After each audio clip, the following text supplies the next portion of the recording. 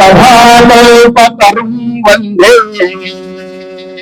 వేదశాఖోపశోభితం శాస్త్రపుష్ప సమారంభం విద్యుద్భ్రమరశోభితం.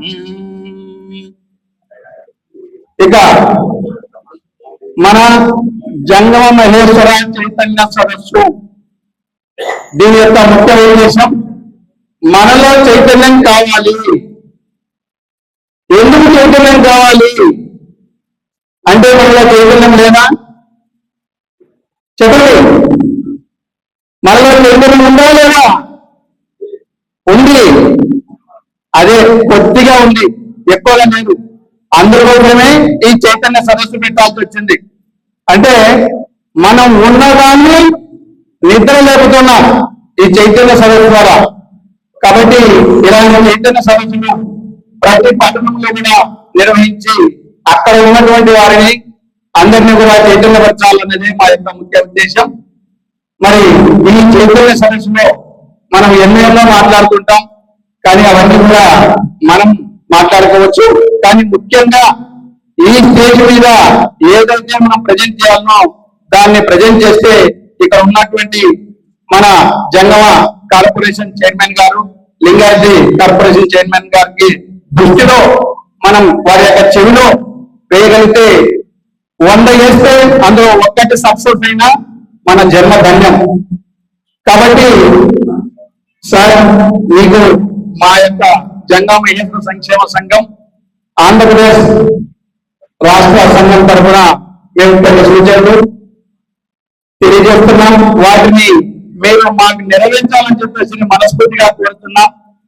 అందులో మొట్టమొదటిగా శ్రీశైల దేవస్థానంలో జంగములకు ఒక ప్రత్యేక స్థానం ఉంది. అది ఈనాడు కనపడమే కరువైపోయింది. అది తమిళరాజ్య పీఠం. ఆ పీఠానికి మనం వెళ్ళాలి జన్మేదానం అంటే నేరుగా వెళ్ళే మార్గం ఇంతకుముందు ఉంది. ఇప్పుడు ఉందా? 500 రూపాయలు టికెట్ పెడితే ఎప్పుడు అవుతుందో తెలియదు, ఎప్పుడు వెళ్తామో తెలియదు. అది కూడా ఇట్లా పోవడం అట్లా రావడం అలా కాదు. మనకు కావాల్సింది మొట్టమొదటిగా పండితారాధ్య పీఠంలో జగద్గురువులో దర్శనం చేసుకున్న తర్వాతనే మల్లికార్జున స్వామి అమ్మవారిని దర్శనం చేసుకునేటువంటి ఆచారం సాంప్రదాయం ముందుగానే మనకు ఉంది. అలాంటి సాంప్రదాయానికి మీరు కృషి చేయాలి. ఖచ్చితంగా జంగములకు ప్రత్యేక స్థానాన్ని కలిగించాలి. అందులో మనకు ఆ ప్రత్యేక స్థానం కావాలి అంటే అక్కడ ఉన్నటువంటి మన జగద్గురుల వారు ఏ కార్యక్రమం జరిగినా సరే ఆ కార్యక్రమంలో ఇంతకుముందు నుండి కూడా ప్రతి కార్యక్రమానికి వాళ్ళ యొక్క మీటింగ్ ఏది పెట్టుకున్నా సరే ఆ మీటింగ్ లో జగద్గురువును ముందు పెట్టుకొని వారి యొక్క అనుమతితోనే మీటింగ్ జరిగేది. ఇప్పుడు జరుగుతున్నాయా? లేదు. ఇప్పుడు అసలు జగద్గురు ఉన్నాడు లేదు, వాళ్ళు అడగడమే లేదు.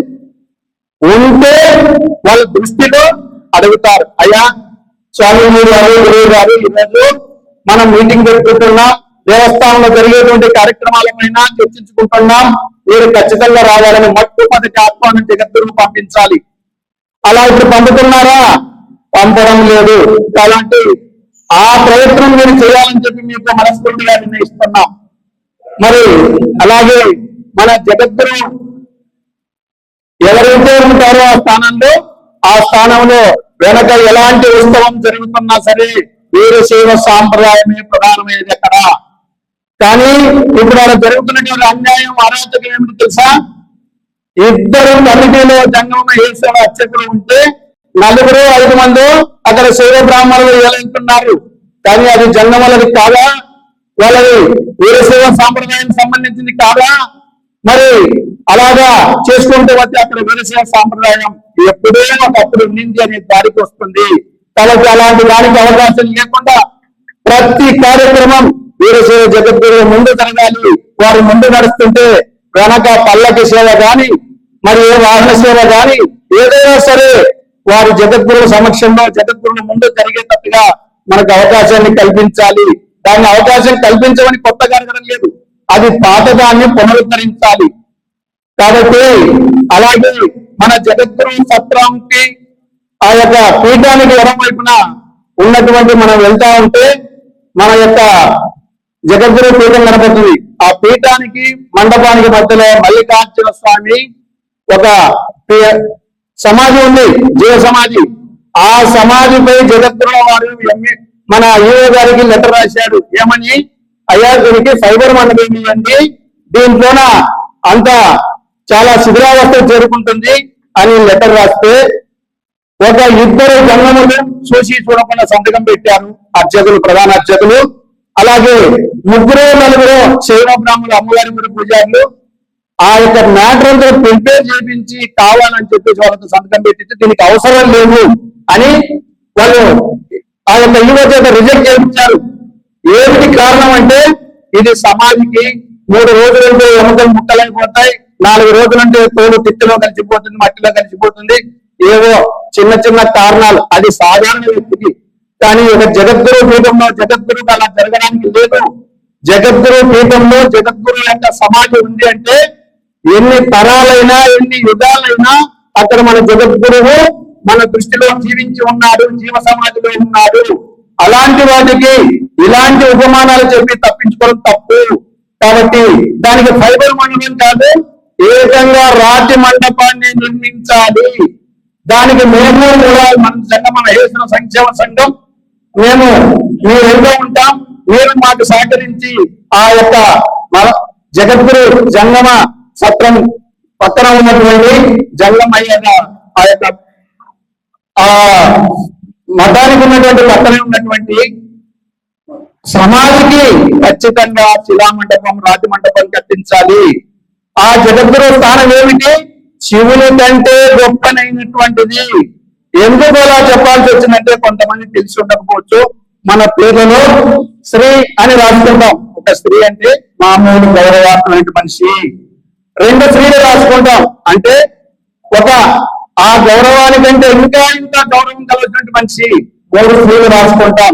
ఏమిటా 3 స్త్రీలు అంటే శ్రీ శ్రీ శ్రీ కాశీ విశ్వేశ్వర స్వామి, శ్రీ శ్రీ శ్రీ భ్రమరాంబ మల్లికార్జున స్వామి, ఇలా రాసుకుంటాం. కానీ మన జగద్గురువులకు ఏమి రాస్తాం? ఎవరికన్నా ఉంది కదా, శ్రీ శ్రీ శ్రీ శ్రీ 1008 అని రాసి వాళ్ళ పేరు చదువుతాం. అంటే మనం 3 సార్లు కాదు, 2 సార్లు కాదు, ఒక్కసారి అసలు చెప్పకూడదు. 1008 సార్లు శ్రీ శ్రీ శ్రీ శ్రీ శ్రీ అని ఆ విధంగా చెప్పిన తర్వాత జగద్గురు యొక్క పేరు తలచాలి. అది మన జగద్గురు యొక్క స్థానం. మరి అంతటి స్థానం ఏ జగద్గురుకు లేదు, ఏ పీఠంలో ఇతర పీఠాలకు లేదు. అటువంటి స్థానం ఉన్నటువంటి మన జగద్గురు అని ఈ రోజు అసలు పట్టించుకోవడమే లేకుండా కరువైపోయింది. మరి మన స్థానాన్ని మనం కాపాడుకోవాల్సిన బాధ్యత మనకుంది. ఆ బాధ్యతను మేము సహకరించాలని మేము మనస్ఫూర్తిగా కోరుకుంటున్నాం. ఆ జగద్గురు పీఠానికి రైట్ రాయల్ గా జంగమేశ్వరు నేరుగా జగద్గురువు దర్శించుకోవడానికి, పీఠాన్ని తెచ్చుకోవడానికి సపరేట్ మార్గం ఇవ్వాలి. లేదంటే జంగమేశ్వరుడు అనగానే వాళ్ళకి ఎలాంటి టికెట్ టోకన్ ఏదైనా ఫీజు ఏమి లేకుండా అయ్యా మీరు జంగమలు దయచేసేయండి, జగద్గురువుని దర్శించుకోండి, అయ్యవారిని దర్శించుకోండి, అమ్మవారిని దర్శించుకోండి అని చెప్పేసి వాళ్ళు ఒక సిగ్నల్ ఇచ్చేదానికి వరకు మనకు పోరాడాలి. అలాగే మనకు ఈ యొక్క శ్రీశైల క్షేత్రంలో ఒక 10 సంవత్సరాలు 20 సంవత్సరాల కిందట ఒక అలవాటు మొదలైంది. ఏమైనా అలవాటు అంటే వైకుంఠ ద్వారము. ఏమిటి వైకుంఠ ద్వారం? కైలాసంలో వైకుంఠ ద్వారం ఏమిటి? వీరశైవ సాంప్రదాయంలో వైకుంఠ ద్వారం ఏమిటి? పెడితే కైలాస ద్వారం పెట్టు. అన్నాభిషేకం, ఆరుద్రోత్సవం ఇలాంటి కార్యక్రమాలు కుంపు లేకుండా నిర్వహించాలి. ఆరుద్రోత్సవం రోజు కావాలంటే కైలాభిషేకం, కైలాస దర్శనం పెట్టండి అని నేను అర్ధరాత్రి మా జేపీ మల్లికార్జున గారు అయ్యా వైకుంఠ ఏకాదశికి ఈనాడు వాళ్ళు రేపు నిర్వహిస్తున్నారు, దాన్ని మనం ఏమైనా చేయగలం అంటే అర్ధరాత్రి మీరు కొన్ని ఒక లెటర్ పంపించాను. దానికి రిప్లై ఆయన ఇచ్చాడు. అయ్యా ఇది ఇప్పటి నుంచి వచ్చింది కాదు, ఎప్పటి నుంచో వచ్చింది అన్నాడు. ఎప్పటి నుంచో ఎలా వస్తుంది? ఏం శ్రీశైల చరిత్ర మాకు తెలియదా? ఒకప్పుడు జగద్గురు యొక్క సమక్షంలో జరిగినటువంటిది మాకు తెలియదా? కాబట్టి ఆ యొక్క వైకుంఠ ఏకాదశి కార్యక్రమాన్ని పూర్తిగా రూపుమాపాలి. పోనీ మనం ఎందుకు రూపుమాపాలి? శివుడు కాదా, విష్ణువు కాదా అని మాటలు చూపించారు అక్కడ. సరే విష్ణు కాదా శివుడు కాదా వేరు వేరు చూపించాలనుకుంటే తిరుపతికి వెళ్ళి లింగం పెట్టి అక్కడ అభిషేకం చేయమని చెప్పండి శివరాత్రి రోజు చేస్తారా? మరి అలాంటప్పుడు మనం ఇక్కడ వాళ్ళ వృత్తిని ఆచారం మనం ఎందుకు పాటించాలి? ఎప్పటి నుంచో లేదు ఇప్పుడెందుకు పాటించాలి? ఏదో 10 ఏళ్లకు 20 ఏళ్ల కిందట ప్రారంభమైంది తప్ప అయితే కాదు. ఒకవేళ మహాప్రారంభమైంది ఎండమెంట్ ఉన్నప్పుడు ప్రారంభమైంది. కాబట్టి ఈ యొక్క సమస్యలన్నిటికీ కూడా మాకు సహకరించి వీటిని మీరు మాకు నెరవేర్చిస్తారని చెప్పేసి ఇద్దరి అభినందన మహారాజుని కోరుకుంటున్నాం. ఇంతటితో ఈ అవకాశం ఇచ్చినటువంటి వారికి అందరికీ కూడా ధన్యవాదాలు తెలియజేస్తూ జై జగమ జై జగమ జై జగమ జంగమ చైతన్య సమస్య జంగమ చైతన్య సమస్య జంగమ చైతన్య సదస్సు ఓం నమః శివాయ.